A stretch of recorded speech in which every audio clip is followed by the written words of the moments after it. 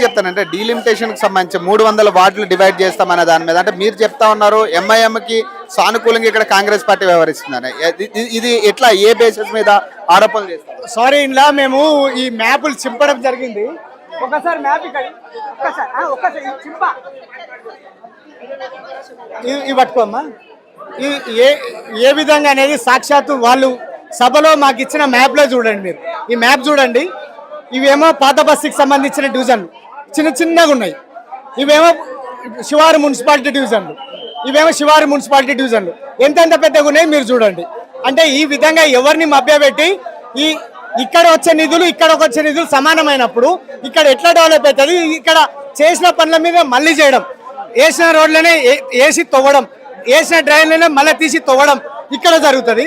ఇక్కడనేమో ఒక్కొక్క రోడ్డు లేక, డ్రైనేజ్ లేక, మౌలిక సదుపాయాలు లేక, పిచ్చోళ్ళు లేక ట్యాక్సులు కడుతూ ఇబ్బందులు పడుతుంటారు. ఇక్కడ శివారు మున్సిపాలిటీలు కేవలం పాత బస్తీ ప్రజలకు మాత్రం వాళ్ళు ట్యాక్సులు కట్టకుండా వాళ్ళ డివిజన్లు చిన్నగున్నా మాతో సరిసమానంగా నిధులు ఇవ్వడం మూలంగా డెవలప్మెంట్ అనేది తప్పుదారిలో పోతుంది. డెవలప్మెంట్ మేయర్ గారికి క్లారిటీ ఇవ్వడానికి ప్రయత్నం చేశారు కదా, మరి ఎంత ప్రయత్నం చేసినా కూడా గట్టిగా ఒక మాట మాట్లాడితే అటు ఎంఐఎం వాళ్ళు కాంగ్రెస్ వాళ్ళు లేచి మాకు మైకులు కట్ చేయడం, ఈ విధంగా బిహేవ్ చేయడం మూలంగా మేము క్లారిటీగా చెప్పినాం.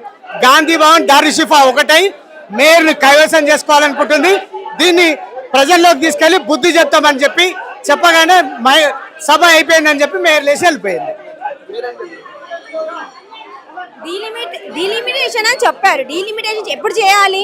మనకు అనుకూలంగా మొత్తం బడ్జెట్ అనుకూలంగా ఉన్నప్పుడు చేయాలి. 150 డివిజన్కి మౌలిక సదుపాయాలు లేవు. అది లేకుండా మొత్తం ఇంకా 27 మున్సిపాలిటీస్ కల్పదని ఎలాంటి వాళ్ళకి న్యాయం జరగదు, మాకు న్యాయం. జనాభా దామేషి ప్రకారం